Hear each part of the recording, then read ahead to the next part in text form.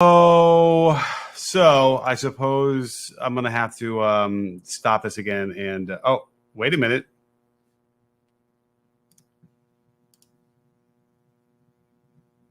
Aha. I think something just worked. So welcome, everybody. If you are on YouTube, and we are just going to start streaming in here. That was the longest streaming and then not going to YouTube for the forever. But it looks like, hi. Perhaps it's now live. Can you guys hear me? Let's do this, shall we? I have a lot to talk about. And here's the thing.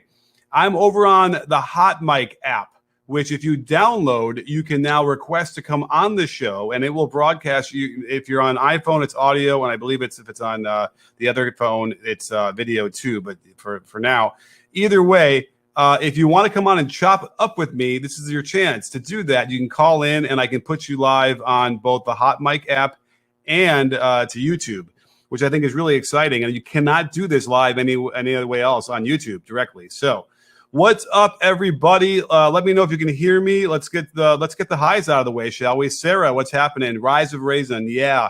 Umez, Kenneth, Sergio, Ants, yo. Hamish, what's up? Milwaukee Money, all right, let's go. Randall, Andrew, you're not first. Well, I guess you're the first to say first, so that counts or something. The Clippers were frustrating, yes. I mean, the game was kind of frustrating. The referees were kind of off as well. I shared on Twitter, I don't know if you saw it, Kawhi Leonard goes up for a shot. Rudy doesn't even touch the ball. And, he comes back down with it, but they sort of assumed that Rudy blocked it and didn't call it a turnover on him. It was very strange. There's also some strange foul calls on Kawhi, but they're all kind of merited. Just the fact that Kawhi was committing those fouls. I don't think he's ever gotten in that kind of foul trouble before. So he just seemed off. Let me get the whatchamacallit, the box score up, because I want to see how he played overall, because now I feel like he didn't shoot that well, but he did have 23 points. But let's see here. Kawhi Leonard finished 9 for 19, which is not bad. 1 for 4 from 3, but he looked tired and he looked out of sync, as most of the team did in the beginning, and then they kind of caught fire. Tyronn Lue has his the work cut out for him, because he played with so many different kind of lineups that now he's going to have to sort through these things and figure out what the heck he wants to do. I don't know. It's confusing to me. But should go back to the roll call. We got a lot of people here today. Wow, awesome. Dante's into the Jazz. Okay. How was your trip through the Inferno? I hope it's not too hot for you. Carsmere, Car SMR, what's up? Let's see here. Anybody else wanting to say hi? I will shout you out, LSBDJ. What's up? The Jazz were clutch. They were. Now, that's an interesting question. Is the Jazz singular or plural? The Jazz were clutch or the Jazz was clutch? Doesn't sound right when you make it plural. So when you make it singular. So I think it needs to be the Jazz were clutch. Anyhow, hey, Flip from Salt Lake City. Wow, if you were at the game, I'd imagine you're deaf, and because it was sold out in there. Oh, thank you so much wow. See, here's a problem with this comment thing. It jumps sometimes. Someone was just saying something nice about my channel, and I wanted to say thank you. Thank you, Ants. Why did George and PG pass to Morris for the last shot? Well, Morris had hit a 3 or missed a 3, then hit a 3, and a one that was I wasn't sure that he should have taken that one. So, it was tough because they were obviously not letting them shoot threes. But I'm getting in the gym tomorrow, by the way. I'm going to film it too. I'm trying to invent a new defense. And it's basically for the situations that you saw the last possession for the Jazz or going against the Clippers, where you actually on the other side of the player to force them inside the 3-point line. It would have helped them, although with Rudy out there in the corner, you can't really get a shot off, and that's what he did. He did a nice job to block it. Forgive me if I need to just clean my glasses because they're dirty for some reason. They got dirty watching that game. I guess the game was just so intense. My glasses wouldn't stay clean. But there we go. So let's see. Soccer Blue. All right. So we have a French fan here, I guess. Let's see here. Anybody else in here want to say something interesting? What do you think about Kawhi's decision to pass to Morris Sr.? Exactly. I don't think Kawhi had a shot. So I think that was sort of what he had to do. They had a timeout. Yes, Geary. That's what timeouts are for. By the way, not necessarily to call it on the rebound on the other end of the floor, and you can push it to see what you can get. But once it bogged down and it got to be like 5 seconds left, then that's when you call a timeout. So what I can't remember now. I got to look at the footage again, whether the Clippers bench was in front of the offense or in front of the defense. They might have been caught on the wrong side of the floor. Gosh, I can't even picture it now what side they were on. But as a result, they could have called a timeout there with 5 seconds at least, and then drop a play and see what you can get out of that. And that was frustrating too. So don't forget. Here's the thing: if you are over on Hot Mic, download the app. Follow me there anyway, because I'm going to do a lot of live in-game shows where it helps you sync up the game with me so you can be on the same page what we're talking about. But you can also come on the show, and it'll broadcast to YouTube. So please, somebody do it just for fun even. Looks like there's 7 people over on the Hot Mic right now. Anybody out there want to do it? I think that's how it works, although I don't even know how this works as far as, let's see, who's in the show. How can I see you guys? I don't know, because I didn't invite you directly, but either way, come on the show if you want to, or if you're out there on YouTube land and you want to, head over to Hot Mic as well. You can get both, you can hear me there as well, and then ask some questions. So don't let me talk the whole time. I want to hear from you guys. So let's see here. Now, also, by the way, in case you're wondering, on YouTube, if you want to get my attention a lot faster, obviously the super chat's the way to go, and I really appreciate that. Helps keeps the lights on here as we try and continue creating all this great content for you guys. So if you want to do that, that's awesome too, and that'll get you to the top of the list. Okay. So here's the thing about Zubats didn't start, and I was really surprised because I felt like, okay, they're going to at least match up with Gobert that way, but they decided to go small. It didn't work out very well at the beginning at all for them. They went down, I think it was like 12-2 or whatever that was, and it quickly kind of got back into line. Then the Clippers went on a run, but it happened with Luke Canard, and I want to take credit for yelling out to the ether that Luke Canard needed to play. And I don't know how vociferous I was around Game 3 of the last series. I think it was around then when I was like, they need this guy in the game to match the threes. It probably was. It was after Game 2, I think, because the Mavericks were hitting so many more threes. And here was a guy that could stroke it, probably one of their best three-point shooters, and was in the doghouse or something. Just wasn't getting any time. However, he played nicely, and he hit some shots. In fact, let's go to his box score real quick. So Luke Kennard came in and played 29 minutes, okay, for a guy that hadn't really played at all in the playoffs, and he suddenly thrust in there. 7 for 9, 4 for 6 from 3, so I get it. That's why you had him in there. But obviously, when you watch what they did down the stretch, they just targeted him in the pick and roll. So here's the thing that's frustrating to me, and perhaps they're going to need a day to be able to, to adjust to this in a practice. But when they were running these long ball screens up to Donovan Mitchell, whoever Canard was guarding, there was a long distance for him to travel to get up there, and they were taking their time before they did it. That's when you switch him out of there. So you get somebody else on the guy that's going to set the ball screen for Donovan Mitchell, and at least there you could switch it, or not as much of a under the gun there, and you can probably still keep Canard on the floor.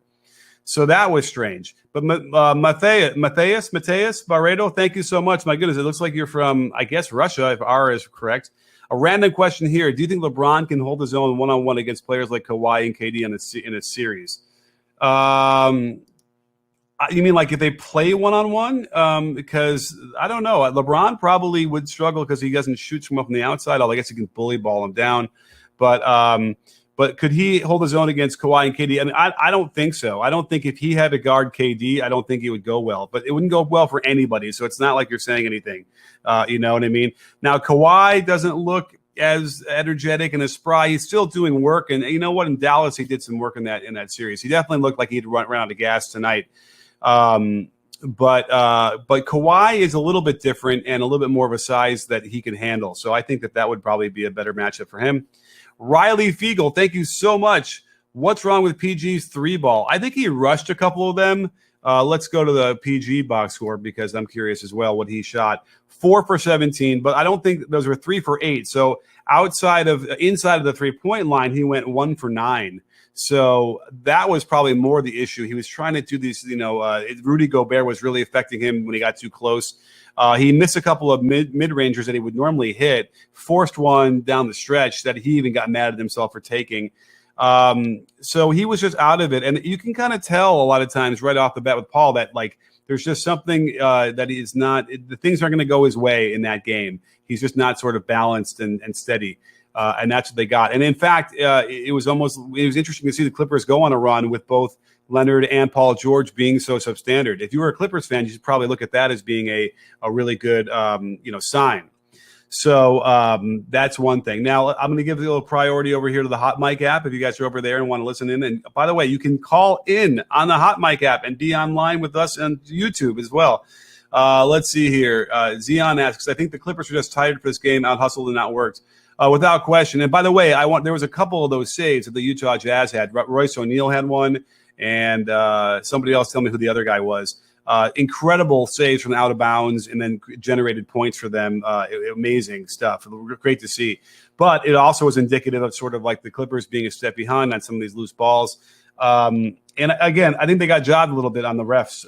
There were some strange calls throughout. I think for both teams, but it felt like at some point let's see, Zubats got bit on a nice little block on Gobert, and they called the foul, and it was a bad angle for the referee who shouldn't be calling that. I rail on that all the time. If you're not have an angle to see it, then you shouldn't make the call, right? And they can't just sort of make up what you think you saw. Riley's back with us. Thank you. My goodness. Thank you for being so generous. He's shooting 32% from 3 in this playoffs. He actually wasn't bad in the playoffs in OKC as much as people think. Well, that's true too, but he had a couple clunkers in OKC, but his 3 ball, you know what? I guess it'll be worth looking at, because remember, it's now a couple different things. You got to look at off the dribble versus on the catch, and it's all sort of the rhythm of the shot. And so I need to kind of dive in there and look exactly what it was. But the thing I'd be looking at is when is he timing the arm swing up into when are the knees and ankles and the hips straightening into the jump. Those are usually the key things that I can pick out for those guys. And when it gets out of sync, they miss those shots. Are they in and out? Are they close? Some of them I think are decent misses, but other ones are not. So I think he's kind of all over the place. And part of it could very well just be, shot selection. These guys in the Clippers, #1 shooting team in the league this year, they like to get them up. And sometimes it doesn't help when they're forcing them and under a lot of heavy pressure, which, by the way, the Jazz are a good defensive team. So don't be surprised to see these guys shoot below what they're used to shooting, because these guys contest. Now, that said, I better, before I completely talk out of turn, I want to make sure I'm correct on that as far as the Jazz defense. I'm pretty sure if I go advanced and I go to the regular season advanced and I go defensive rating, I'm going to see the Jazz. Yeah, they were 3rd in the league. Now, the Clippers, by the way, where were the Clippers in on defense? They were 8th. Okay, so they're both elite, defensive teams. Let's get back over to here. And all right, so we got some other people over on Hot Mic. Okay, you guys want to type out your questions? Sure, but if you want to come on in, please feel free to join the show. Zubats had a great game. So anyway, what I had thought was, okay, we saw some great minutes even against Gobert. And I guess I needed to go back and look at the regular season, because I'm unaware of Zubats being like awful against Gobert to the point where they'd say, "Oh, no way, you can't get in this game, you can't start." So I'm thinking that Zubats should start. I think he earned it. I feel like that would be a good way to open the game, because that was a stretch when they played their best. I felt like it was when Zubats was in there. So great to see. So, and maybe they'll even give him a couple post ups to see if they can get Rudy in foul trouble. So. Now the other thing we didn't notice, I gotta focus. I have to go back in the thing, but let me know what you think in the chat as well about, like, were they bringing Gobert out in the pick and roll so much? I kind of feel like they weren't. And Rudy got into foul trouble anyway, so I think his minutes were a little bit staggered here. Let's see. Gobert played 33 minutes, which is probably like the 4 minutes less than he would have played with 5 fouls. So that was one of the ways they kind of got him out of there, but. I got to look at that again and see if they prepared properly for that, to see if they could bring him out and then, blow by him for layups or then get threes because he won't come out all the way. It's always been an issue with Grudy, and it didn't feel like it was that way this tonight. So we'll have to go back and look at all the things.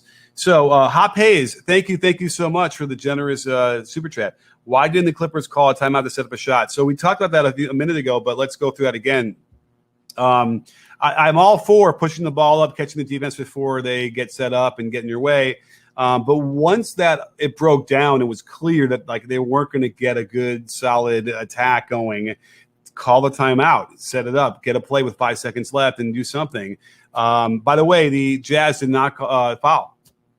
When you're up by 3 in that situation, and you get to under 9 or 8 seconds, you just take the foul, put them on the line, you eliminate the chance of them tying it. Time and again, we keep seeing these teams let them shoot it, and either they foul and give them 3 free throws. And remember, when you foul, you got to foul before they shoot the ball, and that's something you practice. And they were, in my mind's eye now, I could picture that last possession. There was plenty of opportunities just to hack the guy under 9 seconds. So, or the other team hits the shot and then they go into overtime or whatever, and then who knows what happens. To me, it's a clear-cut thing, and it tends to be a generational thing. Usually guys who are like my age or older, which is about Quinn Snyder. He's a couple of years older than me, and I believe he's also a Pop disciple, and Popovich doesn't do it. And I think it's a detrimental thing. I think it's old-school rationale. There are too many things can happen when you try and just D up against a team. Now, out of a timeout, maybe they would have taken the foul, because then you're running against a clever offense that is intentionally trying to get you to screw up a switch or miss a coverage, and all of a sudden, boom, they're open and they get a 3. Wow, thank you guys so much. Wow, here comes a couple more super chats. Thank you. Eric Hua, should the Clippers utilize their shooting to keep Gobert out of the paint, and should they put Kawaii PG on Donovan in the beginning of the game? I think it's so that was interesting because Donovan was like having his absolute way. He finished 16 for 30, but I have to imagine he must have been much better than that down the stretch. And you know what? We can actually call that up. Let me see if it's the box score is up already, because on the stats on NBA.com, when you go through the box score, you can do sliding scales of the range filter. So I'm going to go the last 5. Let's do the last 6 minutes of the fourth quarter. Donovan Mitchell was 3 for 5. Okay, so obviously better than the overall, which was still above 50%. But he was elite down the stretch. They couldn't stop him. Now here's the problem: you put Kawhi on him, you put Paul George on him. In that situation, they're just going to set a screen and probably get a switch if the screen is set well enough. So then what?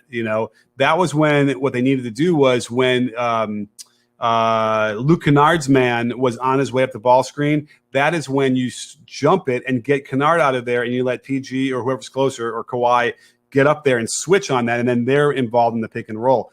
If they want to try and screen again with whoever Canard switched onto, well, now the shot clock should be an issue, and that would be that plays in the Clippers' favor. They didn't do that, but they better, I think, if they want to be able to compete down the stretch in other games.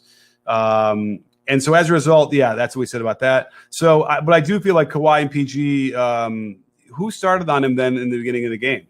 That's an interesting question. I was, it was probably Reggie. So, and by the way, Reggie was playing really, really nicely for them and then fouled out. And that was his other problem. So he fouled out. I'm sure that almost all those were off of Donovan Mitchell. He got stuck on one where he was just turning and running. And Mitchell initiated the contact, and they gave the foul to Reggie. I think that was his 6th. That was tough.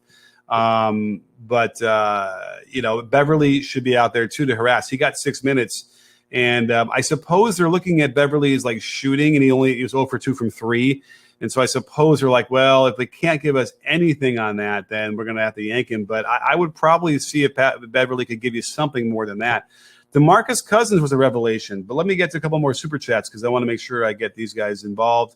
And don't forget, if you want to come on the show, please come on the show. Don't be shy. Then sign up on the Hot Mic app. Download it. Hot Mic. It's one word, HOTMIC. And download it. Get on the show there of the B-Ball Breakdown show and request to come on, and I will invite you. And you'll come on. You can ask me questions directly, at least just to see if it works. So if somebody even just requests you, to say hi. Okay. Spanish Gatsby. All right, that's a good name. Random question: is Giannis a top 15 player, and how does he take the Bucks over the hump?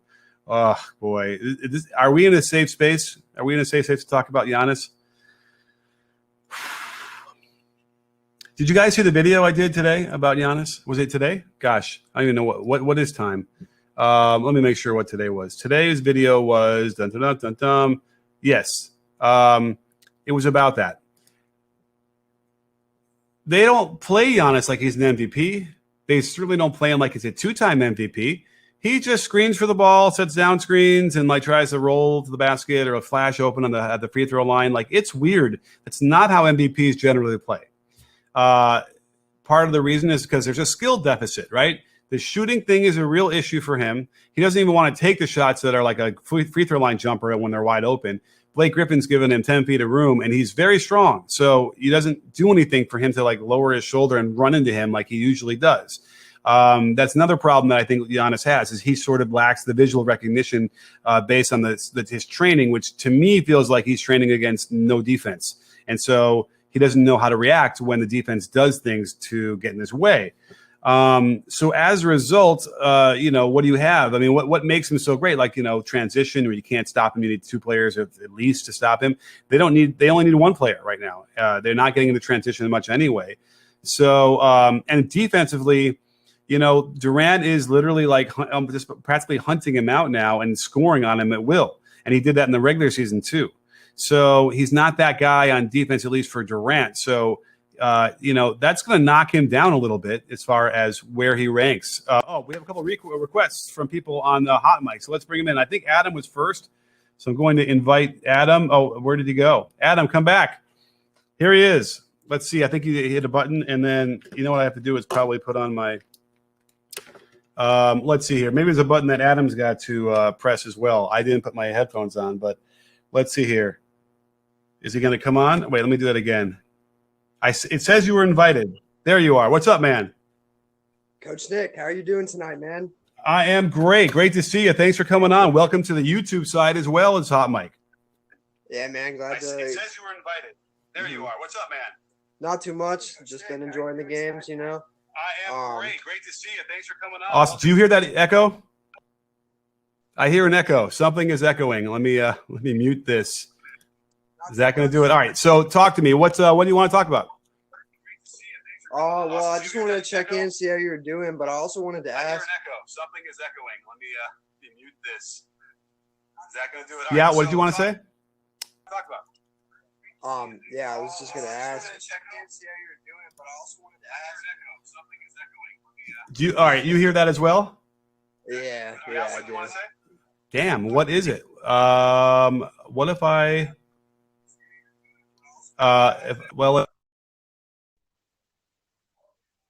can you still hear me? Damn, what is it? What if I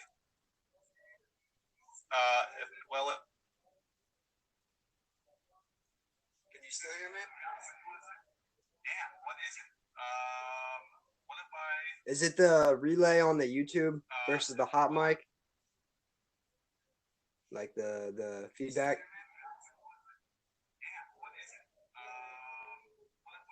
Is it the relay on the YouTube versus the hot mic? Like the feedback?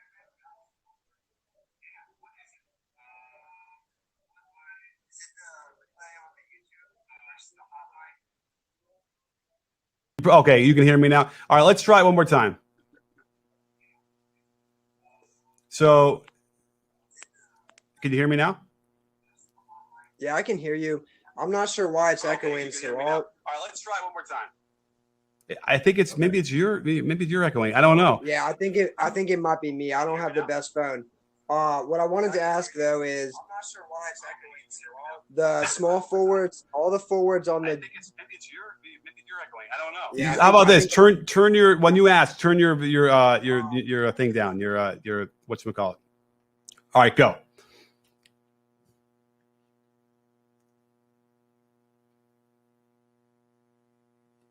All right, go ahead. Did you say something? Oh, now I can't hear you. So I think it must be. Yeah, go ahead. Now I hear you. Great. The Clippers have been starting primarily a 4-forward lineup for their starters in the recent games against Dallas and Utah. I wanted to ask how you think the forwards for the Jazz match up versus the Clippers. I think Royce O'Neal, Joe Ingles, and Boyan are very great, and I think they match up well. But I wanted to see what your perspective was. Yeah, I mean they do because I mean obviously it always comes down to guys like you look at Bogdanovich and Ingles and you might think that they're not like good defenders, but they are. They're solid. You know, they're good position wise. They're going to make them take tougher shots. And you know, listen, Ingles is one of my favorites anyway. He just competes. So they do match up pretty well with them, and I think on the other end is where they can also hurt them, right? Because now they'll stretch them out, and they'll be able to rain down threes. So I think it's like that might be the crux of the series. Like whoever wins that matchup with the forwards is probably going to win the game, right?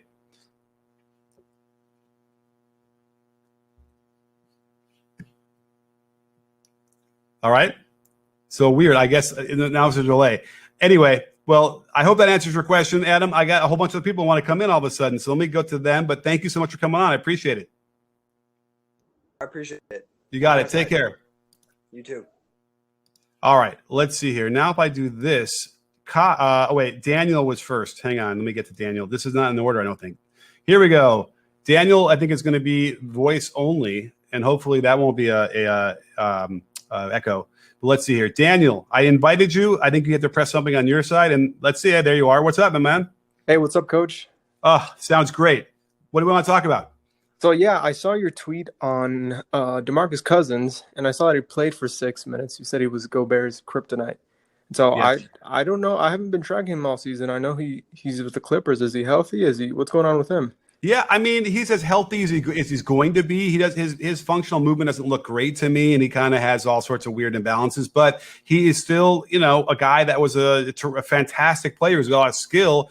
So he got screwed on a couple of, like, weird foul calls, and maybe that's why they didn't want to put him back in the second half, because they were maybe worried about that. But he was making Gobert, crazy with defensively. He literally took the ball out of Gobert's hands as he was trying to make a move to score. Like, it was embarrassing on that end, on that play.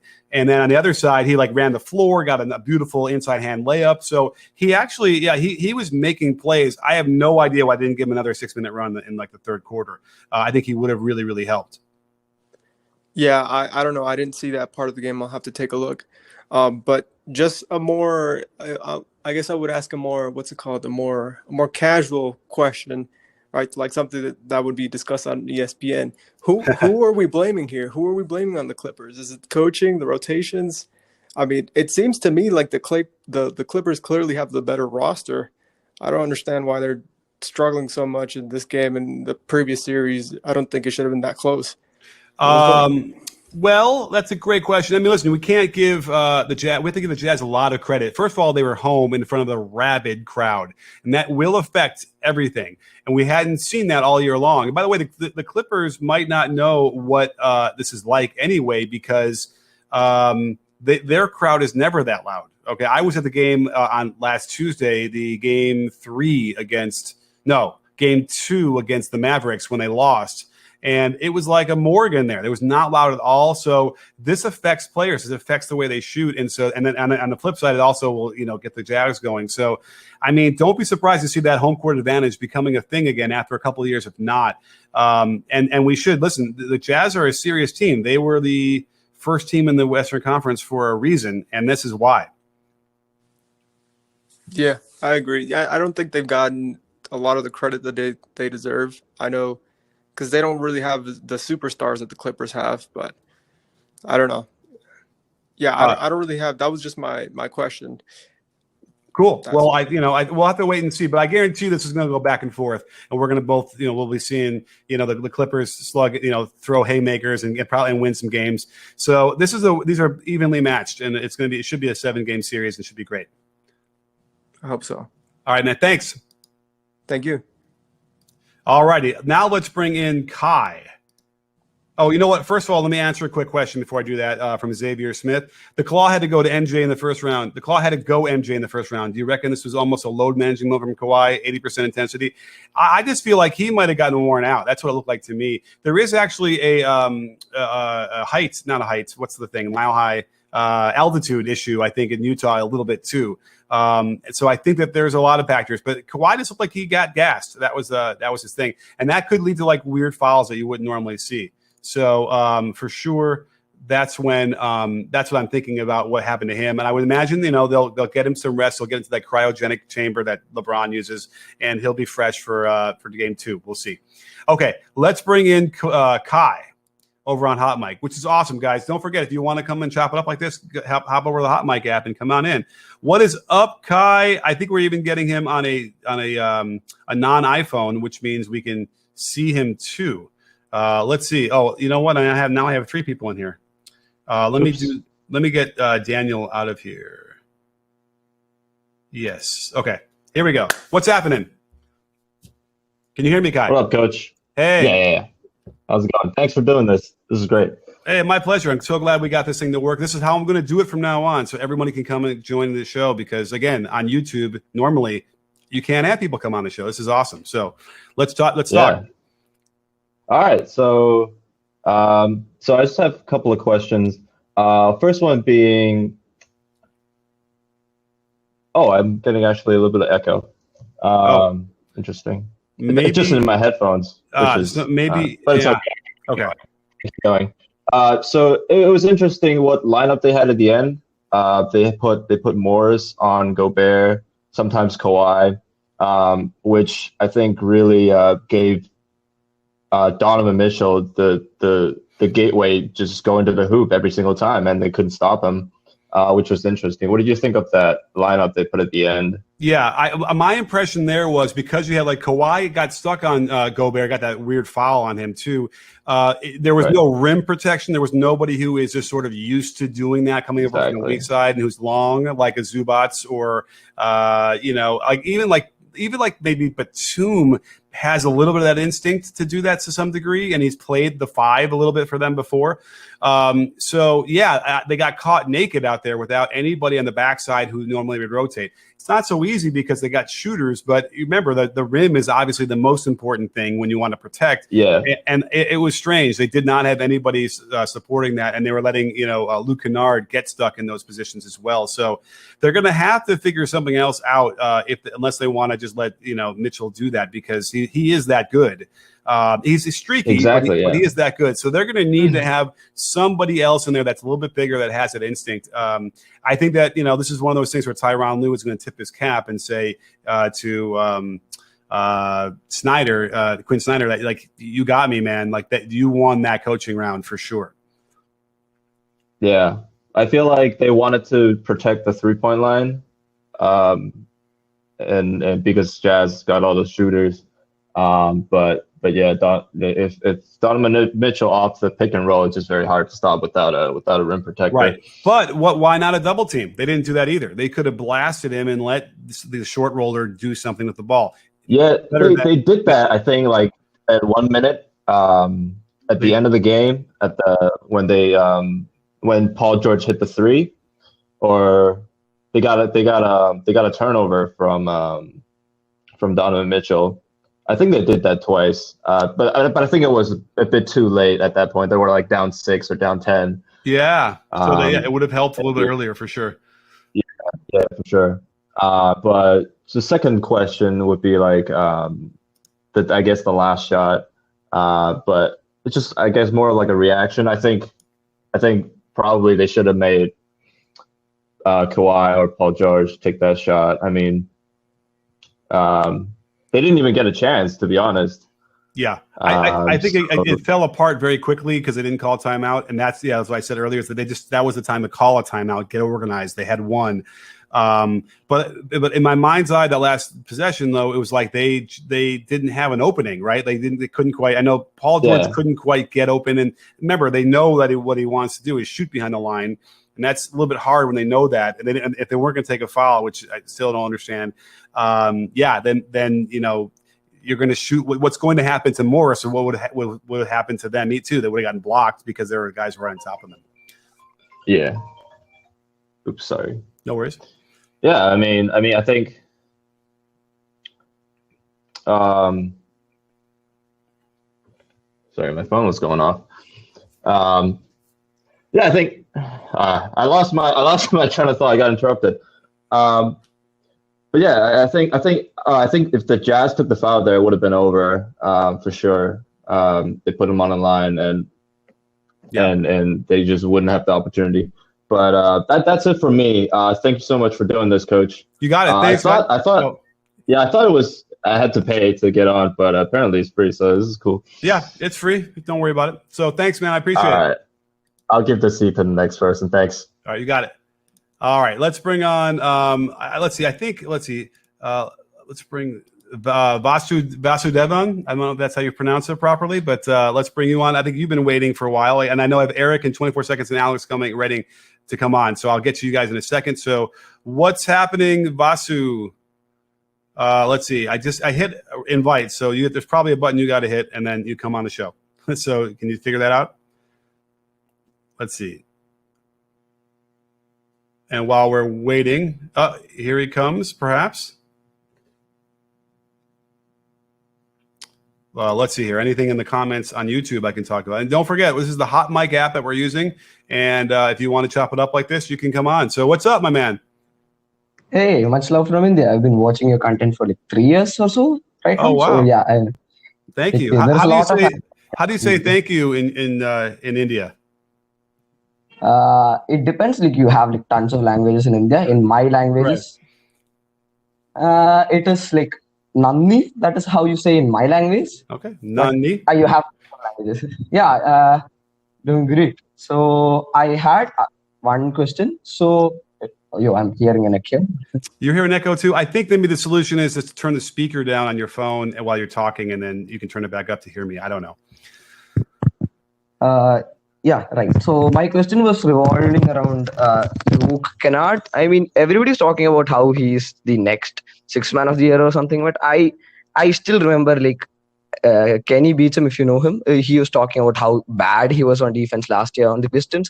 So I don't know, everybody's talking about he's the savior of the Los Angeles Clippers, but I still think that he is unplayable in a playoff matchup, especially if Mike Conley is gonna be back for the next game.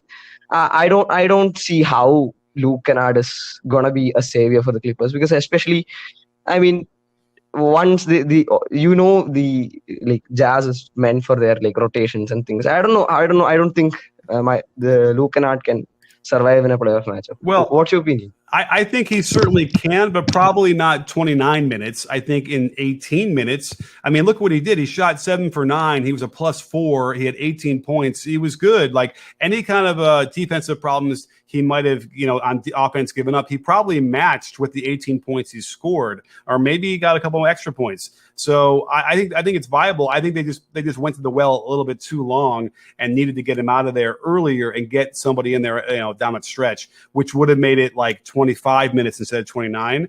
But I think for sure that he's going to help. I mean, listen, George Niang on the other side is sort of in a similar situation where he's a good shooter, not a great defender, but he gets his legit minutes every game too, and the Jazz have not suffered either. So that I think that he should play. In fact, I was the guy who said he should be playing at least a little bit because they're going to need some extra shooting. I think that's the key here. Yeah, it's just simply the minutes. He shouldn't play more than the 22 or so. But I think there is you can put a lot of offense on the floor if you're the Jazz. I mean, you can bring in Jordan Clarkson, you can bring in Joe Ingles, you can bring in Bogdanovic. I mean, that is too much. When you have Luke Canard on the floor, I don't think it is viable. They can mismatch hunt Luke Canard at any time they want. I don't think it is. Me personally, I don't think it is a viable option. Yeah, well, we'll have to keep our eye on that. I in my mind, he played well. He gave him a spark when he was scoring. That's when they had that big run to take a lead. So if I'm Ty Lue, I'm like, okay, let's try and recreate that a little bit. So I think he's viable. I think, again, I think it's just a question of just getting him out just at the right time so that you get the best of him and not the worst. Yeah. So much love from India. I will see you later. Thank you. All right, let's do. We got a lot of people coming in. This is amazing. Now the order is not as clear to me now, but I think let's go with Eric, and then I'll try and keep this in my mind who we want to do next. But anyhow, let's see. Eric, I just invited you, so there's a button you press, and then you can come on. I think, and then hopefully you don't have an echo. But either way, Eric, what's happening, my man? Hey, what's up, Coach? Good. It's good. I just enjoy the game, and then I've been actually not stressful since I'm a Golden State and Steph Curry fan, and they're unfortunately not in the playoffs. But like, I still enjoy watching all the game, and I'm glad I stayed up for this one. That was a good one. Yeah, it was a great finish for sure. Yeah, good. So like, I mean, I guess like, I kind of just want to chat about it. So like, first of all, what do you think about how like Ty Lue's decision of like kind of like taking Patrick Beverley on like out of the rotation and everything? Because obviously he was huge on huge with him on the defense, all that defensive setup and everything, and obviously like I would say no one can really stop Donovan Mitchell when he got it going, because he's so explosive, and then especially and he's been hitting his threes actually today too. But do you think that should they rather than like putting up big bodies on him, should they like force him to get the ball out of his hands and force the other obviously I think I think the key of this series is actually Joe Ingles. Like he's having a shooting slump, but even though his stats weren't that great today, I actually think he did a lot of good stuff on going to loose ball and then giving an extra possession and shooting possession. So should they try to keep him all against, because Donovan Mitchell to me, like, he reminds me a little bit of Dwayne Wade and everything, and he can get hot on threes, but like I would give him a couple like chances to take the shot, like let him shoot, like because obviously I'm not saying that he's not someone like that consistent. Like it's something that I could sure. Yeah. No, I mean, yeah. Well, let's unpack a couple of those things. So the Patrick Beverley question is weird to me. Yeah, I understood why in the Dallas series he kind of just wasn't playable, wasn't working at all because they tried. And in this game, he got his 6 minutes. I think he probably should get a few of the Luke Canard minutes, and I think that would help because obviously you need to have that guy at that position guarding Donovan Mitchell as much as you can to wear him out and all those different things. Without a question, they need to get it out of Donovan Mitchell's hands at times. Mitchell, by the way, is streaky. Like, he'll be inconsistent too. They're going to catch him in the series with stretches where he's going to miss a lot of shots. He's not going to look great, but then he gets on that run, and that's when you have to be able to throw that guy out there, be physical, get him out of his rhythm, but then certainly trap and get him out of there, get the ball out of his hands. Now, I have a feeling they've looked at that before and realized that, once the ball gets moving with the Jazz, it's really difficult to stop them. But at some point, down the stretch, anybody but Mitchell shooting is going to be a win for the Clippers, and that's what they have to figure out. And I think it's all about the personnel. It's all about these lineups. And I think Lou, is going to study those things and really come up with a couple of different, matchups, I think, down the stretch, certainly going forward. Mm-hmm. Mm-hmm. Yeah. All right. And what do you think the Jazz, obviously they won the game, and then what do you think the Jazz mindset going forward into next series? I mean, they're going to have another home game, and because Paul George had a huge shooting slump. I mean, I don't know. He has struggled in big, honestly, I have nothing against him. I think he's a great player, but obviously he has struggled in the past years on big games and everything. But you can't expect him to have this much of shooting slump in the next game. So what do you think the Jazz mindset is going forward in the next series? They better be prepared for Paul George to shoot a lot better.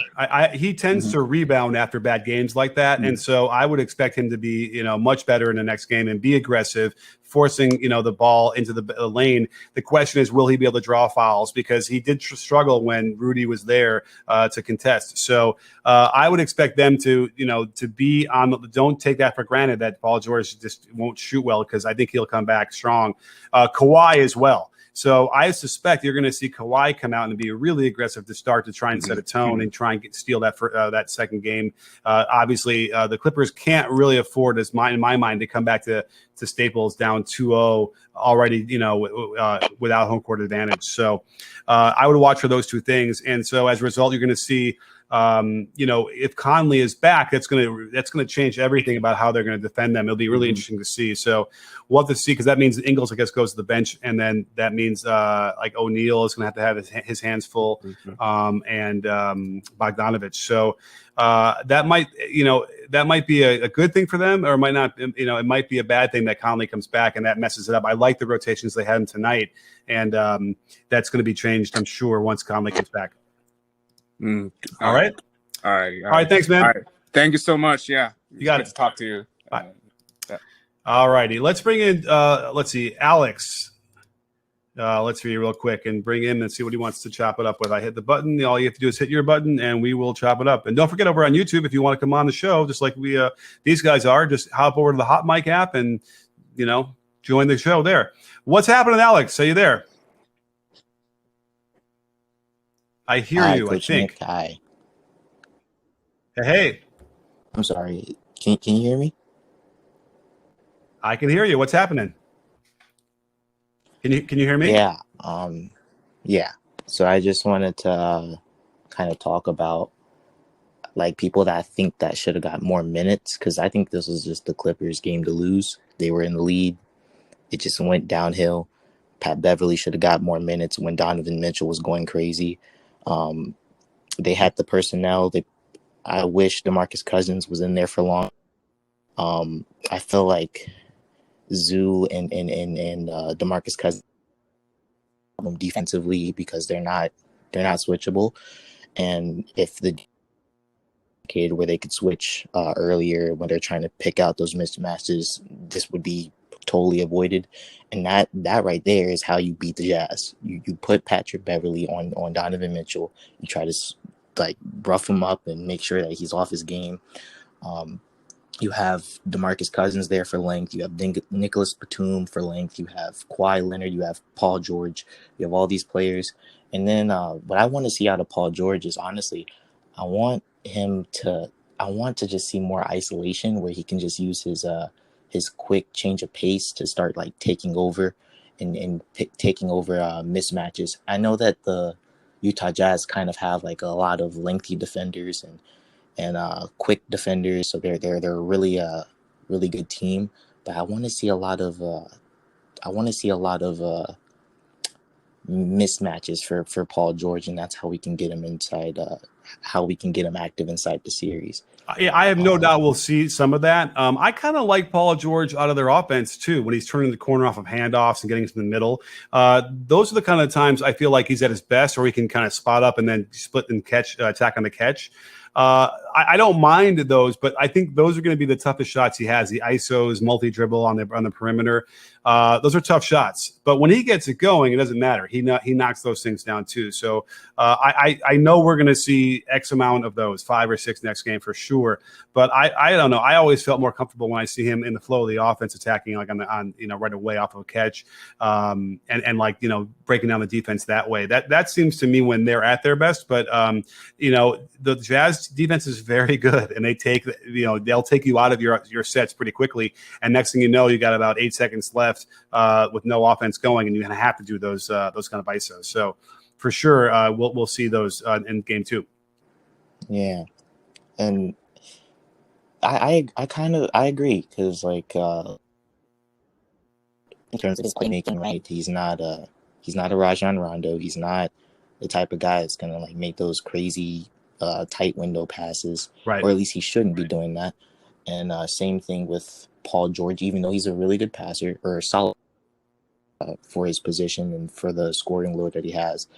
And I don't think he's a Kawhi Leonard yet, where he can start like isolating and start dishing out all of that. Even though he has like he's almost there, but I don't think that's his level yet. So I agree with you where he should be in the flow of the offense. But for sure. I also think that picking out mismatches is how beneficial, because I feel like if he's in the flow of the offense but he has a decent defender on him, it's going to be harder for him to kind of still do his thing.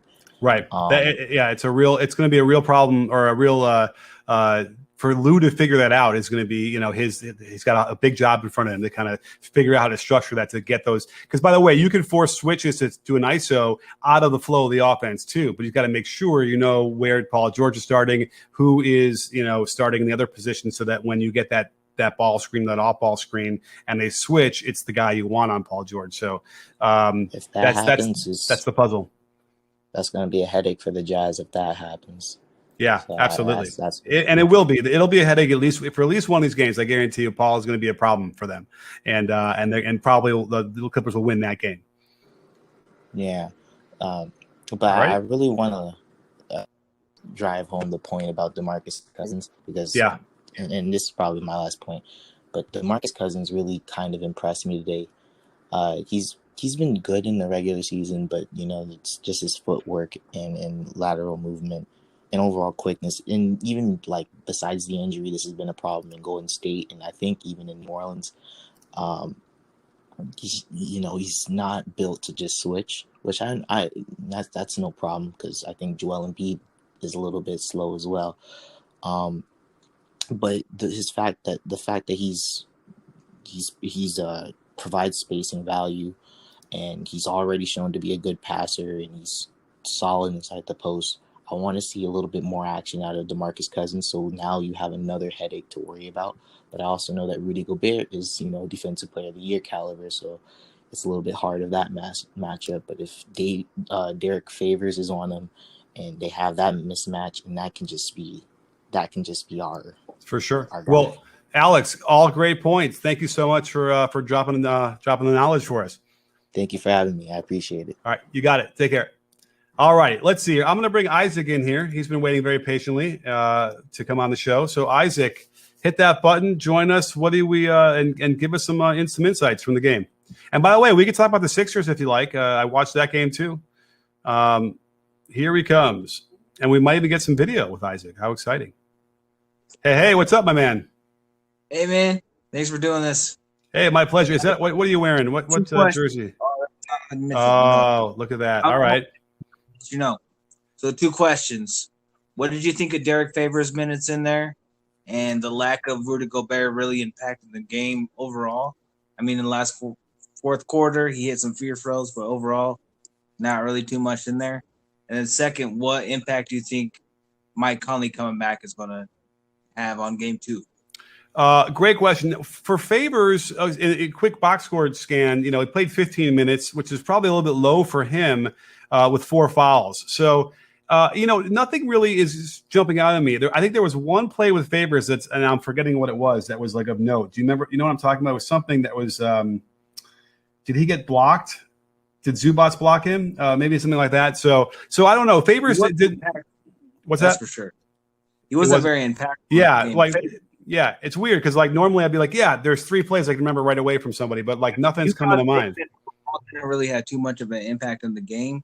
I feel a lot of it was on the perimeter on both sides, but especially with Utah, who normally would run the pick and roll. That wasn't there for them for most of the game. So, what are your thoughts on that? Oh, the pick and roll for the Jazz. Certainly down the stretch, it was their bread and butter, and it really helped them. That's what Mitchell was doing to get downhill every time. So, that's, by the way, where Conley will come in, right? As a secondary ball handler. Well, it's always been a tug of war in my mind watching the Jazz play. Like, who's the primary ball handler when Conley and Donovan are in there together?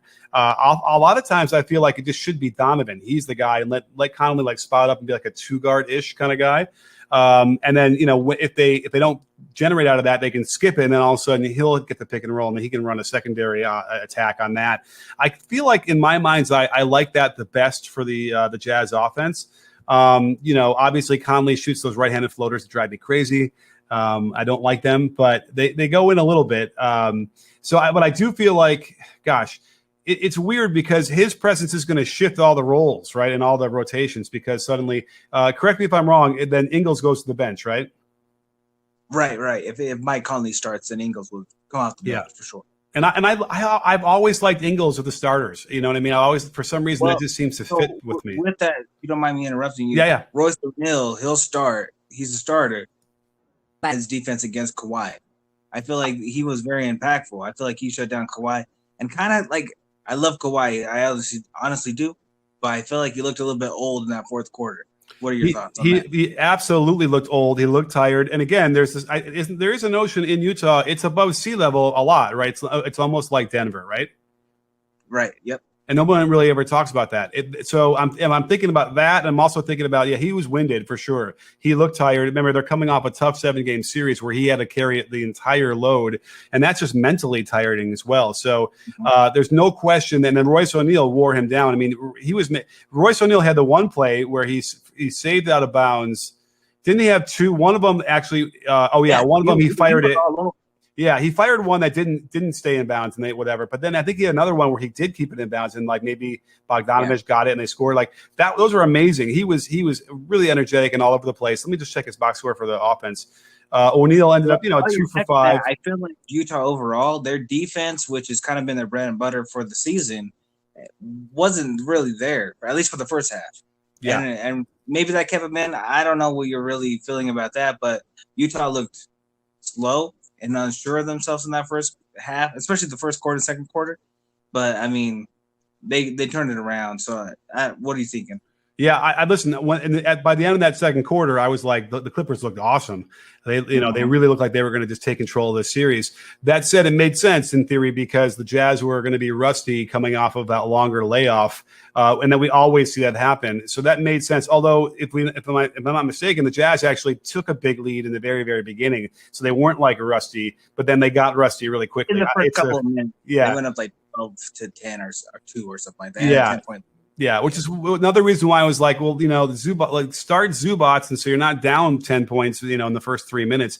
So that will also change. I mean, I have to imagine that, I would hope that Zubats gets a start, and that's going to change everything else for how the Clippers attack too. So with Conley, if he comes in the starting lineup and then Zubats starts, like now we're starting over again, right? We have to kind of refigure out what this series is going to be about.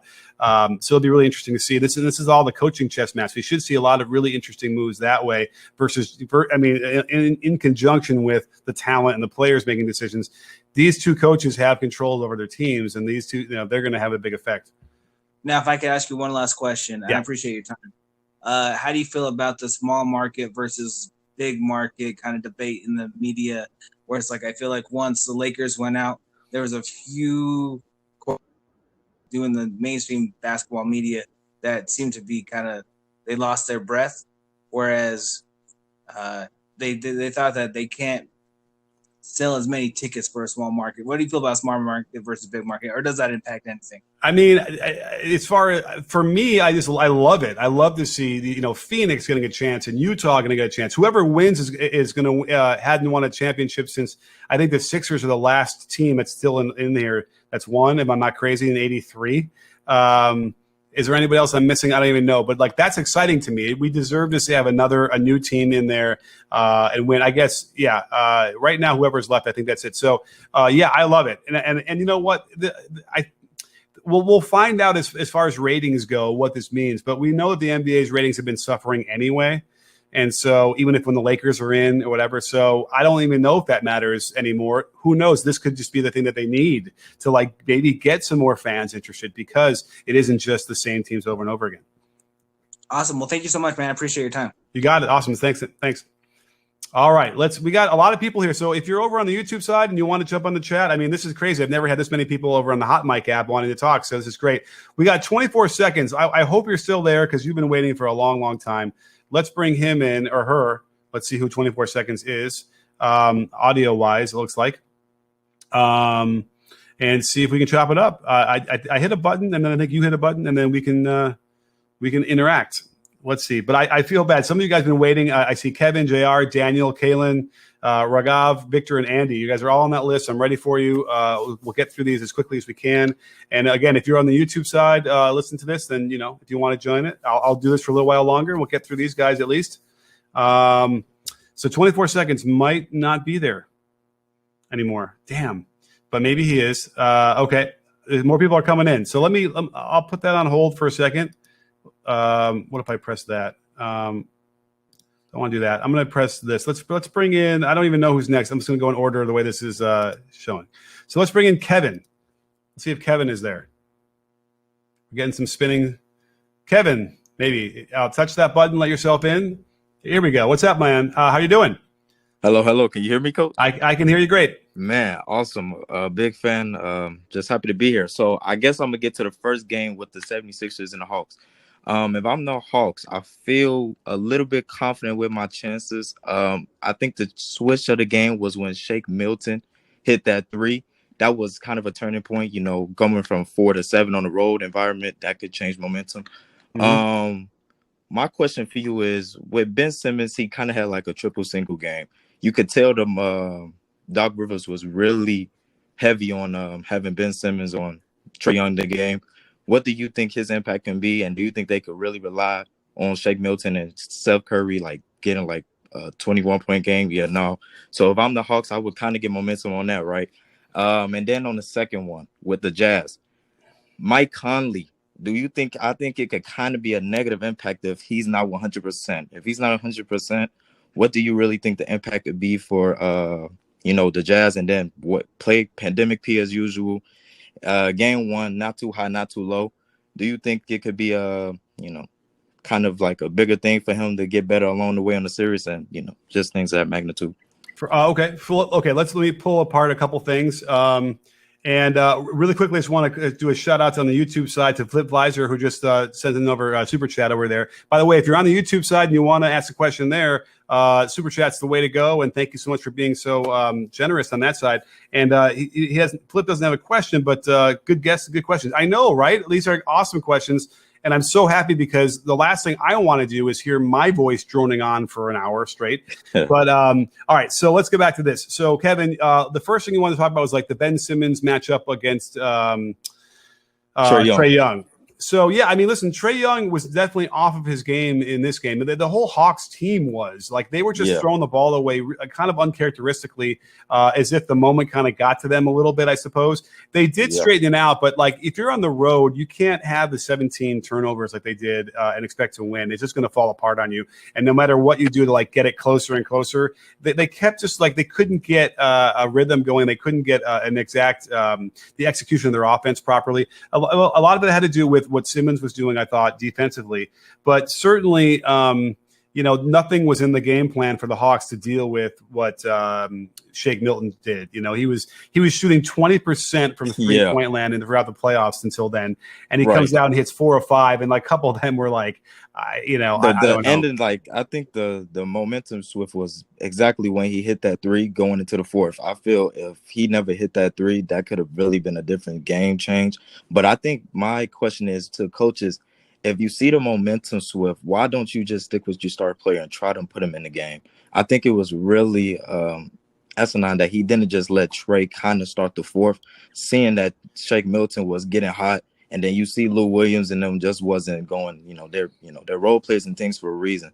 So that was my aptitude with that. But I know if I'm the Hawks, I kind of feel great because, Joel Embiid is going to do him. But it's more with, do you really think Steph Curry going to give you another 20-point? And then Danny Green is, he's Danny Green, but he has pedigree and things of that magnitude. But if I'm the Hawks, I just feel really confident.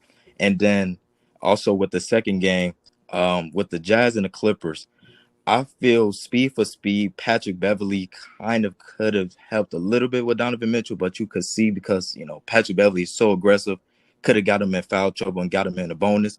But just the pedigree and everything of that magnitude, I feel the Jazz just off of IQ and defense with I think it was like 6 minutes left. If you would say like switch Utah with Dallas, they would have probably tried to switch on Rondo to take that 3. But instead, you see Royce O'Neal was just saying, hey, I'm going to live and die with Rondo hitting that 3. So what do you think on things of that magnitude with the Jazz and how Quinn Snyder, I think there's another Tyronn Lue matchup with a great coach in Quinn Snyder.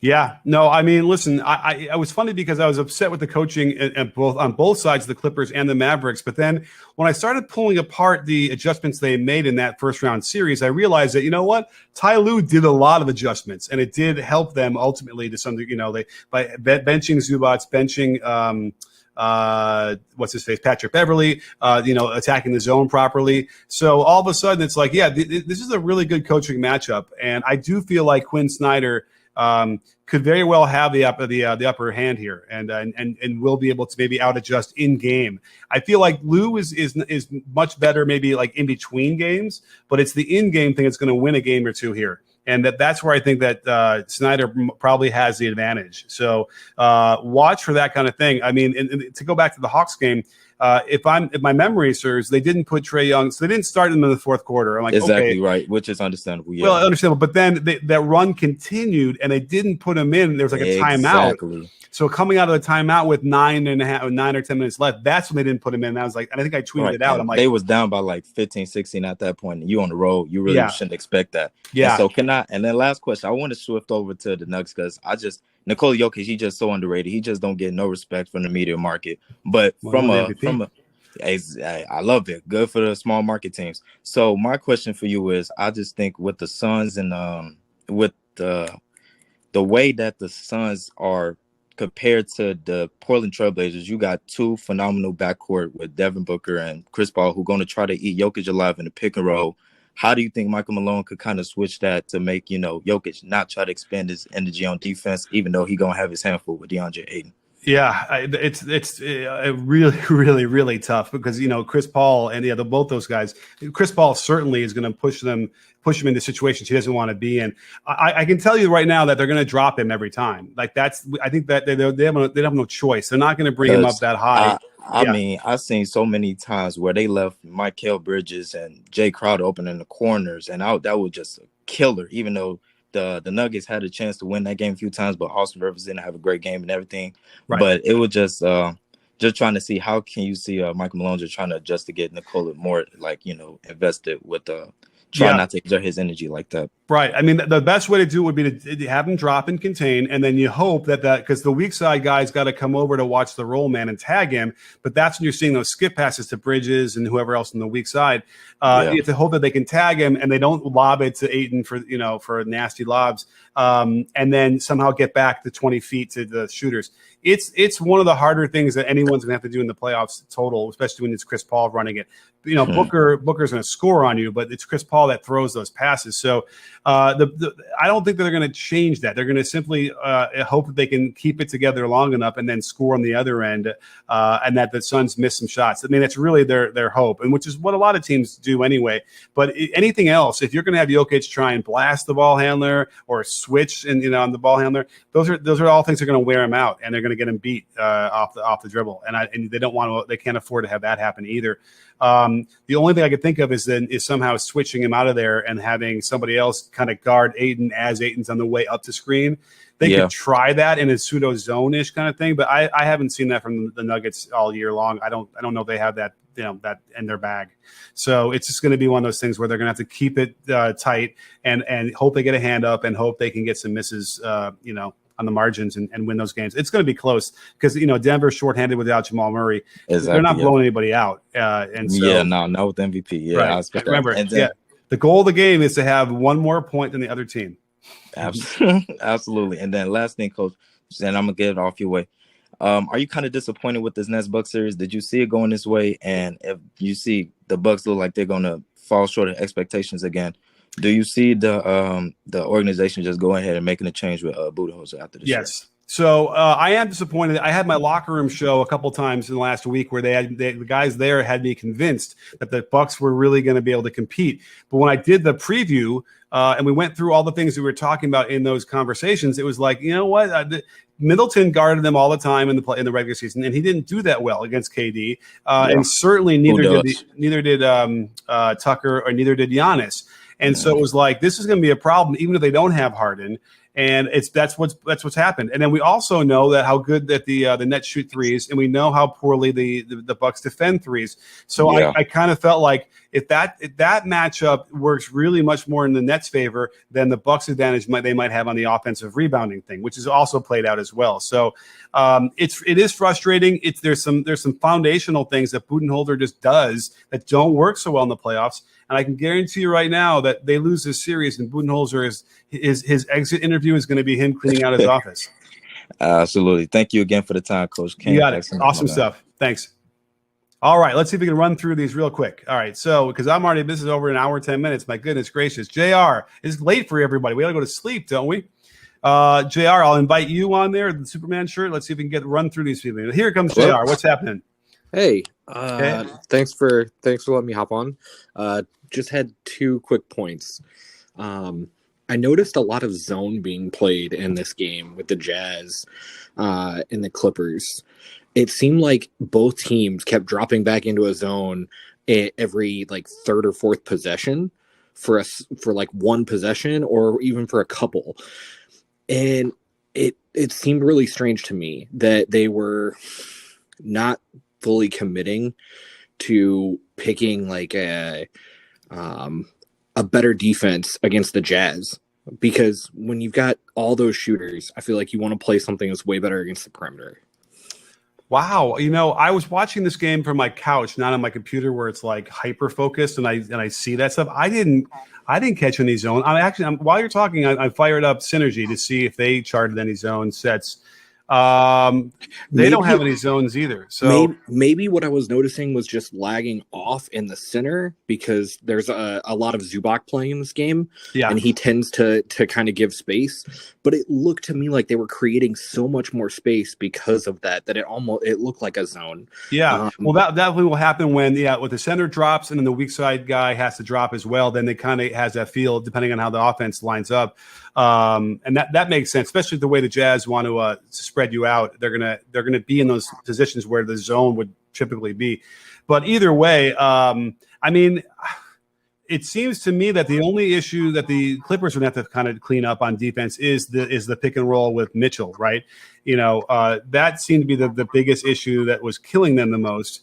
And they have some things at their disposal. Like I think we talked about that earlier, as far as they could, blast him a little bit. They could just switch, but they can't switch if they got Zubats in there, for instance, right? Right, and that seems like the reason they were putting in like Morris towards the end of the game there and trying to kind of like get a faster secondary body on there. On the other side, it looked like the Jazz were willing to kind of zone up with Gobert in the key as an anchor a lot of the times.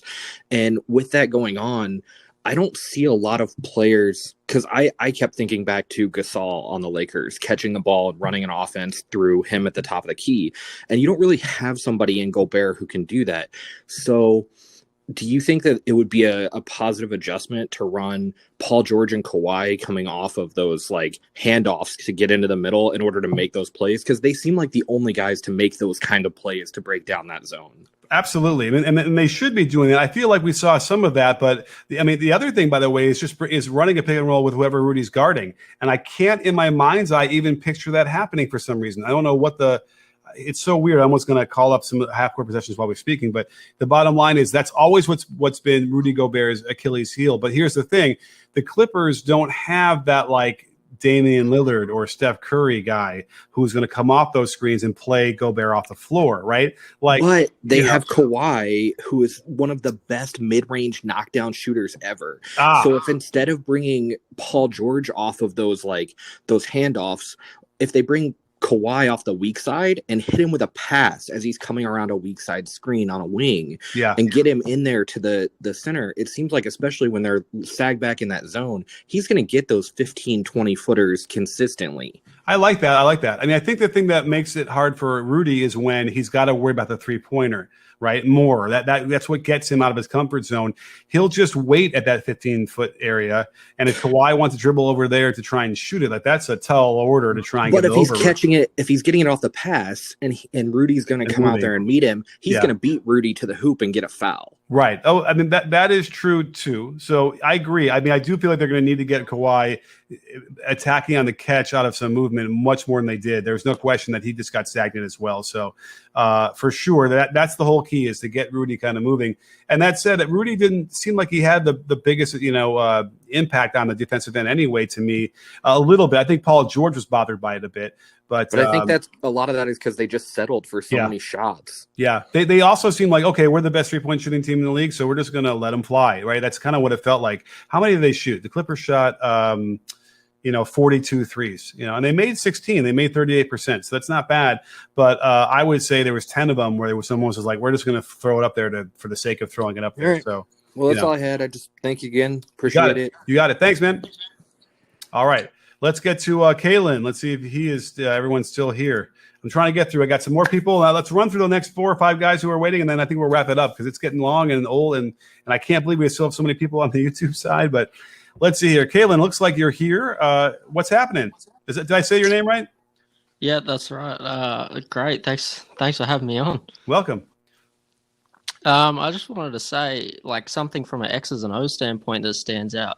One thing that really has been hurting the Clippers in the playoffs is the mismatch hunting. Reggie Jackson's getting targeted. Whoever he's guarding is getting pulled up to the pick and roll. Luka Doncic or Donovan Mitchell's just taking him one-on-one. One thing that stands out to me that you can help stop that is, why don't the Clippers try X out switching? I feel like that could really work, especially in the Dallas series, because Dallas doesn't have many people that can put it on the floor. I mean, series is over now, but they don't have many people that can put it on the floor, make plays. Utah does have that, but at the same time, if you're just having Reggie Jackson and Rajon Rondo, who played 25 plus minutes in this game, constantly being targeted and blown by, it's just a Achilles heel in your defense. Yeah. So. Now, when you say X out, because sometimes you might think about Xing out on the closeouts to the corner or to the wing, you want to just bump him out of there. So if it's Rondo on the way up to his man's going to set the ball screen, switch him out of there and have a better defender take his place. Yeah. Right? Well, we usually have a lot of people say like, oh, well, the Clippers have two of the best wing defenders, but it gets nullified because they just get screened forced off. to switch. Yes. Yeah. Yeah. No, you're right. We always have one drop down into the corner for that help bump down. And if we can even doesn't have to be him, it can be Morris, Batum. Anyone's really better than Jackson, Rondo, and Patrick Canard. Beverly. Yeah, Canard especially. Yeah. Getting that X out on the corner, and then it's really hard to get a good pick and roll when you've got Paul George on one side, Kawhi Leonard on the other side. I just feel like that's something that should be explored. It's a sophisticated defense. It's not easy to do. It requires a lot of communication and awareness. I know I've seen the Warriors have done this really well, and that's why Draymond is out there. I've seen the Celtics do this. I might have even seen the Jazz do this. But I don't know if I've seen the Clippers do it, and that's the next question: is can they somehow put this in and then execute it properly? Because by the way, if you don't do it properly, it could be an absolute nightmare. So that's the real question. But there's no question that that's going to have to be a viable way that every team in the NBA is going to need to have in their bag. We're still not seeing it enough. I don't know exactly why. We've started to see a little bit more across the board when there's a switch to like a small on a big who goes to the post and they get the guy out of there real quick. So that's been better, but they got to get better. I agree in the pick and roll. And then I even mentioned this earlier in the show. I'm getting in the gym tomorrow, and I'm inventing a new defense that will basically eliminate the pick and roll. So it's totally crazy. I don't know what's going to work, but I got it all theoretical, and I'm going to get on the court with some really good high school players. We're going to run it live and see if it actually works. If it does, I'm going to unleash it on everybody and show them what it is. But you basically think about how Harden was guarded by the Jazz a couple of years ago in the playoffs, and the Bucks tried to do it too, kind of playing behind him. This is what I'm talking about on a team-wide setting, and it's provocative, but I think it might actually be something worthwhile for NBA teams going forward. Right. Well, I'm definitely excited to say that. One last point that I just want to point out is that a lot of people have been, firing on Mike Budenholzer and especially Tyronn Lue for the matchups. Not the matchups, sorry, the rotations. The rotations are inconsistent. Clippers went 11 deep this game. Jazz only went 8 deep, 7 really. Only played less than 10 minutes. When you're a coach from that perspective, watching Rajon Rondo 28 minutes, watching it from a spectator's perspective, he had 6 assists, but it didn't feel like he was really making enough of an impact that it warranted him playing almost 30 minutes this game. He was a -3, 5 points, 3 shots. I think what happened was Reggie got into foul trouble, and so he soaked up those extra minutes, that probably the extra 8 minutes that he would normally get 20, and then he got the 20. I'll go back and pull it apart, but that's my memory of how it played out. But again, I think that some of those minutes should be sprinkled more toward like Beverly and Mann. Certainly, they should have gotten more run. Terrence Mann 8 minutes is he definitely needs to get more, because you can say, well, Terrence Mann doesn't provide much offensively. Oh, he does. Well, Well, he did. Rondo's on the court. He's not providing a whole lot offensively. Terrence Mann provides you with aggressiveness. He Yeah. might not be the most skilled player, but he's going to take it to the rim. He took it to Gobert a few times, which may be ill-advised, but he's trying to make something happen. When a lot of the Clippers players, like Paul George specifically, when things don't go their way and there hasn't been a timeout in a while, tend to kind of, slink off ball and avoid and kind of stand around and not get a lot moving. He provides a little bit of that fire. Absolutely. I agree. So I think Mann gets more minutes, Canard gets less, and then Rondo gets less because Reggie Jackson should be in foul trouble again. And then Beverly should get a couple extra minutes in there too. I think they'll figure it out. They'll probably look at we all look at the same footage. They'll probably figure it out. So I'd be willing to bet money that that's what's going to happen. And what you're seeing is right on. I would hope so. I hope we get a good series. Yep. All right. You got it. Thanks, Galen. Thank you. All right. We got some super chats over on the YouTube. Thank you guys so much. Jazz going all the way. DW needed to just say that with some music out there. Nice.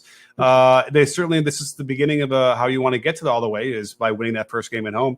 And then Dave Wu says, Coach, why did the Jazz score so poorly in the first half and bounce back in the second? I thought the Jazz were going to lose for sure. I thought for sure they're going to lose as well. But obviously, Reggie, I thought was impactful in that first half, and then his foul trouble did screw up the rotations and gave these minutes to other guys. But what happened in the second half? It's a good question. Let me did I close that out? I think I did. Son of a gun. I kind of want to look at the second half stats real quick to address that, because that will help give me a quick idea here. Because remember, if you go to the stats on NBA.com, you can go to like the second half and it'll isolate that on the box score. So in the second half, you know what? Donovan Mitchell had 32 points in the second half alone. Is that right? Let me refresh that. I think that's right. You know what? I don't know if it felt like he had 32. He felt like he had a lot, but that's amazing. 11 for 16 in the second half alone. So, it was Mitchell. Mitchell was going off on those pick and rolls, and then just jacking up these step back threes, with a hand in his face. He just was. It happens sometimes. Guys feed off of the energy of the crowd, which is now full on there. And that was it. Mitchell kind of came alive and decided that he was not going to let him lose, and it's exciting to see. All right, let's bring in our Ramin. Let's see if you guys are still there to get to the bitter end here. I'll invite Ramin. We got Rogav, we got Victor, we got Andy, and then we will wrap this up. So no one else requests to come in because I think I'm getting on. I got to go to bed. What's happening, Ramin? Hey, Coach. Big fan. I appreciate you doing this. I just wanted to break down the Clippers game and see what you thought of Paul George's horrific shooting night. I thought he took some bad shots. I think near the ending of the fourth quarter, he had a one-on-one against Rudy Gobert. I thought he settled for that three. I thought it was a bad decision. I thought he should have took it to the body, maybe draw a foul or something like that, especially shooting 4 for 17. Seeing a few shots go in from the free throw line, I thought would have helped out. He had, I believe, a corner three that he took in the fourth quarter, which also missed. I think he had a straight line drive on that shot as well. So what do you think of him settling so often and not taking it to the net? Well, the one that was open in the corner, I thought was fine. That's a good shot. But you're right. The Rudy Gobert one was rough. I think he had memories, if I'm not mistaken. I think he did try to take it in on the Gobert in the first half, and that didn't go well either, if my memory serves.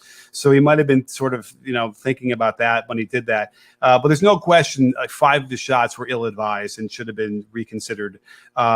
Which also reminds me of how the Jazz were going, because they went 0 for 21 or something, and it's not enough to kind of take a semi-decent 3-point shot kind of open. At that point, when you miss 10, 11 in a row, you need to generate the good threes where you got to drive all the way to the basket, and then you're kicking it out, and so the pass comes from the basket area versus the side, and it's open. You know what I mean? Or you're getting to the basket drawing fouls. So that's what the Clippers were actually doing, I thought, in the first half as well. They were really attacking and generating shots that were good close to the basket or getting fouled. And then that kind of disappeared for them in the second half. So it's weird how, each team sort of took on the other team's tendencies from one half to the other. And that's what they're going to have to adjust. And they're going to show. It'll be easy to show Paul George, yes, those 4 or 5 shots to be like, dude, you got to change these around. These got to be drives. They got to be kicks. We got to stop settling for the ISO long shots because those weren't going to work, especially on the road in that kind of crowd. Yeah, just another question. Donovan Mitchell, I thought he had a lot of legs left, especially in the fourth quarter. I know he's young and all that, but I thought Clippers should have attacked him and maybe targeted him towards the fourth quarter, maybe wear him down a little, regardless of being like a good or an okay defender. I thought they should have posted him up or just kind of showed him a few bodies, kind of wore him down. I thought he had a lot of legs. He was moving around a lot. I thought he crossed out, I believe, like 3 players on one of the plays, and then he went straight to the hoop. And then the other ones, he shot like a super deep 3. So he was looking like he had a lot of energy, especially Kawhi Leonard looking like he was barely getting through that game. I thought they should have attacked him a little bit more just to kind of tire him out. What do you think of that? I agree, but then sometimes when you try and do that, you're now doing things so out of your offense that it's weird and no one's used to that. So I'm thinking if he was guarding like Rondo, you're not going to attack him with Rondo. You're not going to like post him up. I got to think of who else he was guarding out there, but that was that's the issue. I think is that you end up when you're trying to target a guy like that, especially in the post, it's because whoever he's guarding is not used to doing that so much. That's what's tough. That's why the teams that would really hurt the Jazz are the teams who had the Lillards and the Currys, the guys that he'll end up having to get matched up on and have to deal with. They'll probably try and hide him no matter what on whoever is the easiest guy to guard in the backcourt. But I agree. They should try at least to figure that out and get him moving, get him off screens, bump him, make it physical for him. I just don't think that the Clippers have that guard that's going to make him do that. That was all for me. Thanks, Coach. Yeah, thanks, Ramin. All righty. Good questions. Okay, let's do Ragav. Let's see. Welcome, Ragav. And wow, guys are still here to the bitter end. It's so late here, 11:30 on the West Coast. I can't imagine 12:31 to 2:30 in the morning if you're on the East. Good, my goodness gracious. But all right. Ragav, are you there? Hey, there you are. Coach, how you doing? I'm good. I'm tired, man. I'm ready to go to sleep. I totally understand. I appreciate you staying up and hanging with us for a little bit. Had a few questions for you. I just want to preface by saying that, I had predicted the Jazz winning the series in 7 games before the playoffs started. Mm-hmm. So seeing a game 1 win, I'm happy, but we'll see what happens. But a few reasons why I thought the Jazz would win this series. Usually you look at series in the playoffs and the team with the best player often wins. But in this series, you can argue that Kawhi is the best player, and I would agree with you. But I also look at other factors. One factor is coaching. I personally am not the biggest fan of Tyronn Lue. I don't have a lot of basketball experience. I've been watching a lot of basketball breakdown over the years to boost my knowledge. So I definitely would love to hear your take on that. But I was to say the last point is that I feel like a lot of the Jazz team, the players on the team, have defined roles, and I don't really see that with the Clippers players personally. So my question for you is, you've been looking at the teams that have been successful in the playoffs. You got 2 guys. You usually have 2 guys that are, sort of the players that are supposed to show up. For the Lakers, it's LeBron and AD. The Suns, it was Chris Paul and Devin Booker, but you saw the Suns do so well because, you had guys step up. You had DeAndre Ayton step up. For the Bucks, you had pretty much everyone step up. Drew Holiday stepped up. So my question for you is, let's assume that Kawhi and Paul George are going to play like the stars they are. Personally, I don't see Paul George doing that. I remember him playing against the Jazz a few years ago when he was on the Thunder. Didn't have a great series, and I feel like something similar is going to happen. But let's assume that. Who do you think is the third guy that's going to have to step up and carry that load if you had to pick one for the Clippers? It's a great question. I thought Reggie was going to be that guy. He hit like 3 threes and he was really hurting them. And then he got into foul trouble and didn't get his normal minutes. But I would imagine, that's the guy. The last guy I would want them to rely on is Batum. I don't think he's the guy you can rely on. And Morris, is probably the answer is probably Morris, but I kind of feel like it's Reggie. It's one of those two guys. I mean, obviously, a guy like Canard comes in, and I've been advocating for him to play a lot more anyway. But it feels to me in this series, it's probably going to be it should be Reggie, but Morris probably, because if he's going to play the center position, he's going to get free from Rudy out back behind the 3-point line. And he went 1 for 9, having gone 6 for 7, whatever, against in Game 7, right, or something, 6 for 8 maybe. So that's probably going to be the key is Morris and his shooting. Okay, yeah, I appreciate that insight. I think I would have personally said Reggie, but I think Morris that makes a lot of sense, especially if he's going to be playing minutes at center. And that leads me to my next question for you is, what do you think is the biggest adjustment that the Clippers need to make throughout the series? Do you think they should stick with small ball? I mean, they got to kind of make a decision. I think Gobert is going to be out there no matter what. Do they continue with small ball, or do you think they go big? And lead on to that question is, I sort of alluded to this, that I think Quinn Snyder is a great coach, and I think he's underrated in a lot of ways. People don't talk about him enough. With that being said, I think Tyronn Lue is a little overrated. And do you think, he has the ability to make those adjustments for his team? I agree with Lue. I don't know if Lue is overrated or not. I don't know if he's. I would put Quinn Snyder above him as far as coaching goes, but he's good, and he certainly did as well enough, I thought, in the Dallas series to get him through it. I think the small ball stuff would be, I mean, Zubac's played 20 minutes, and I think he should get 20 minutes whether he starts or not. So in my mind, it's like, whatever you want to do in the starting lineup, I don't care. Zubac gets his 20. He should get his 20 at least. I think Cousins needs more minutes. He needs 8 or 9 minutes, two runs, one run in the first half and one run in the second half without question. So that kind of got screwy why they didn't go back to McCann. And so, yeah, I think for the biggest challenge for Tyronn Lue is going to be to manage these minutes better and to cut some of the minutes from Rondo, cut some of the minutes from Canard, and get some more minutes for Beverly and Mann. And I think once he does that, then they'll and again, like you said, like Paul George and Kawhi Leonard, I'm sure will play somewhat closer to what they normally do, and that'll get them a win. And then we're going to 7 games. I think there's no other way around this. Yeah, I totally agree. One last point is that, I think having a guy like Serge Ibaka not playing for the Clippers hurts them. I think he provides that, he can give a little rim protection and bang a little bit, but also he can stretch the floor, which is not the best thing. But yeah, I'm excited to see how the series unfolds. And yeah, thanks for taking the time. You got it. Thanks, man. Appreciate it. Yep. All right. Let's see if we can run through the last 3 here. All righty. Victor. Let's bring Victor on if he's still around. Sorry, you guys have been waiting for the bitter end here. Sorry, I can't believe how many people came on and how many people we have here now, but this is awesome. But let's see here. I got Victor, Samuel, and Andy. You want to come in on the Hot Mic app, and then that we're calling. I'm cutting it off. Do not request to come in. I will not bring you on. I'm going to bed. I got to be up early to do a bunch of stuff and get on the court to film. I got to have my beauty rest. So let's see. Victor might not still be there. I don't know, but maybe we'll go over to Samuel while we're waiting. Let's do that. Samuel, let's try that and see if he's still there. We have purple icons for them. I think that means that they're still there. Here we go. Samuel, what's happening? Hi, I had a question. So I heard you talk about Luke Canard playing 29 minutes today, and I thought that Terrence Mann could have played more. He played 8 minutes, and he was decent in the Mavericks series. And I thought when Mitchell got going, I mean, Luke Canard played the entire fourth quarter, and I thought that was a lot of pressure on him considering he hadn't played at all. So Terrence Mann only playing 8 minutes was kind of surprising to me.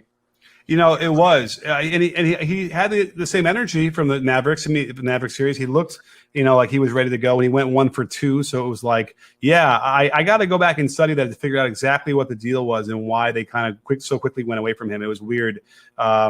He certainly deserves, the 18, 19 minutes without question. And then just one more question. I think I've been kind of frustrated with Batum. I'm not a Clippers fan, but just watching him, he seems like he acts like he's playing hard defense, but it doesn't really seem like he's actually being effective. And it's just kind of weird that he has the length and size to prevent Luka and I guess Mitchell from scoring, but it doesn't seem like he's actually making a difference out there. Yeah, I mean, he's the guy that they shouldn't rely on. I mean, he can give him some minutes. He's a veteran. He can hit a couple shots from the outside when he's open. But and anything else beyond that, yeah, you don't want to have him in a situation where you need to have him come through. So, his minutes, how many minutes did he get tonight? He got 21. That's about right, and he scored his 6 points. I mean, he did what he was going to do. I don't expect anything more or anything less from him, and then you'll be okay as long as you don't expect too much, and just know that he's sort of there. He can kind of fill his role, and every once in a while he'll make a play on defense, and he'll make something happen on offense very infrequently. But I think they're just trying to milk him out of as much as they can possibly get out of him. All right, thank you. You got it. Thanks. All righty. Well, let's see here. If Andy is around, then we'll bring him in, and then we will wrap this show up after it's been, an hour and a half. Wow. This is on a lark. I didn't even really intend to do a live show tonight. So, but it looks like Andy's there. What's up, my man? How's it going? Hey, Coach Nick. Hey. Can you hear me? I can. Nice to meet you. Nice to meet you. Hey, so the Jazz, they really play cohesively as a team, and I was impressed with what I saw tonight. I just wanted to ask a silly question first. Did you hear what the crowd was chanting at PG on the free throw line? Oh, remind me. What were they saying? So there was two. First, they were saying playoff P. Yeah, right. And then the other one was overrated. Overrated, I remember, at the end. That was rough, man. But well, listen, I know Paul George, and he obviously we've seen how he's been open about how the mental aspect can become overwhelming at times for the game, and it looks that way. And I wouldn't expect anything less from the Jazz. I mean, listen, at least they weren't chanting "You're going bald" or whatever the the Mavs the Knicks fans were doing. But by the way, "You're going bald," whatever the hell they were saying, was really, really nice compared to whatever that was in Game 1. I can't remember. Right? It was really bad. Oh, and don't even mention the John Morant stuff, but yeah. Yeah. So nonetheless, they kept it classy, and you know what? I expect Paul George to come out and shut them up and do some damage in the game too. I hope so. I want a good series. Anyway, so yeah, you said that they were doing good after the first half, and I agree. But even then, Kawhi and PG were kind of not really there, even though the Clippers were doing okay. Yes, and then that was all the Canard, lighting it up from downtown. They went through a stretch.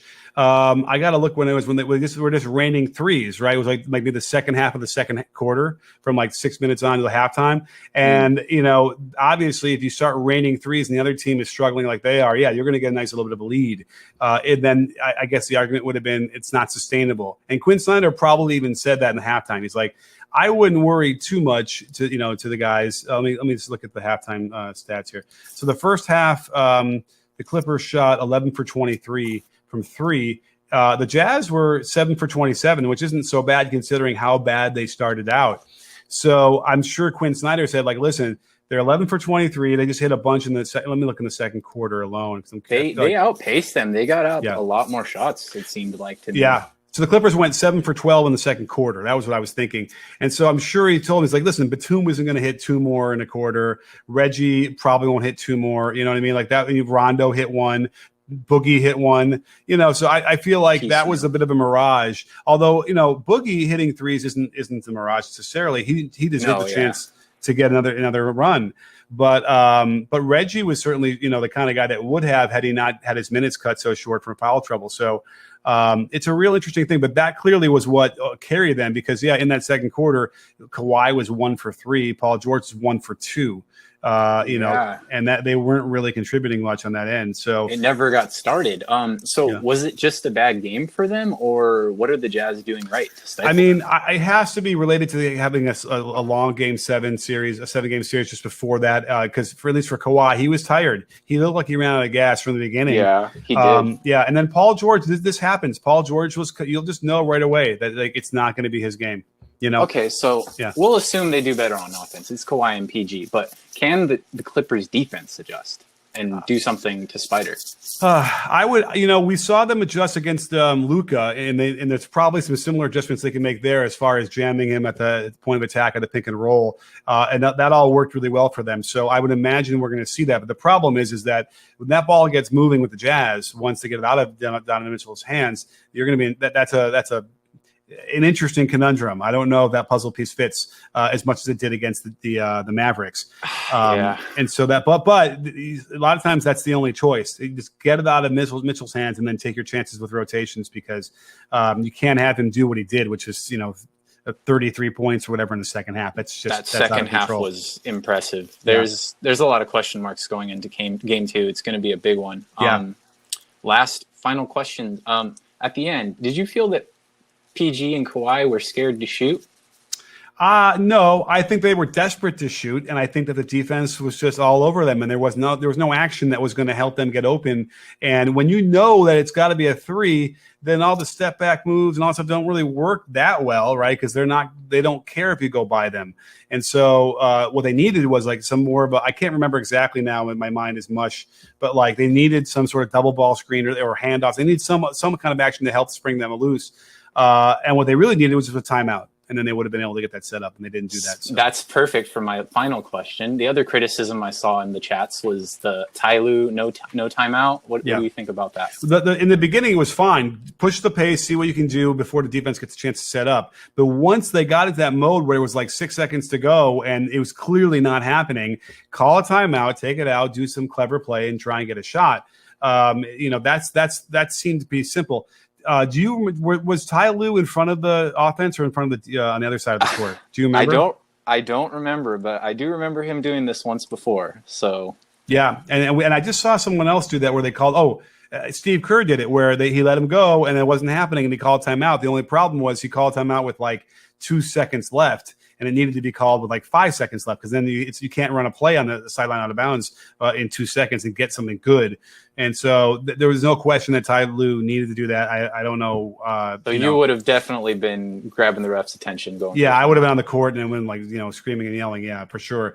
Because remember, they can't honor the timeout until they recognize you. And even if you could say, "Oh, I've been calling it," and signaling for 5 seconds, it doesn't matter until they recognize it. They can't call it. So there was a YouTube video titled "Ty Lue forgets he's the head coach of the Clippers." If you guys want to see just a funny, stupid video, search that up. All right. We'll search that right now. But thank you so much. That's pretty much all I've got for questions. I appreciate it. Awesome. Great stuff, Andy. I appreciate it. Thank you. All right. Well, that is the show, everybody. It is late. Go to sleep. I got to go get my beauty rest for tomorrow's shoot on the court, which means I don't have time to do a video tomorrow. So stay tuned for Thursday. For Thursday, I'll have at least one video out or something. I'll figure something out. But I'm so busy. I'm on the court filming all day tomorrow. But thank you guys all for being here. Awesome stuff on the hot mic. Thank you guys on the hot mic side to putting this together so we can have our guests. Well, I will do this from now on because I love having you guys out here talking and chopping it up. A lot better than just me talking the whole time. So thank all you guys over there on the YouTube side. Amazing, huge numbers. And don't forget, sports fans, at BBALL Breakdown, we're not a channel. We're a conversation. You in?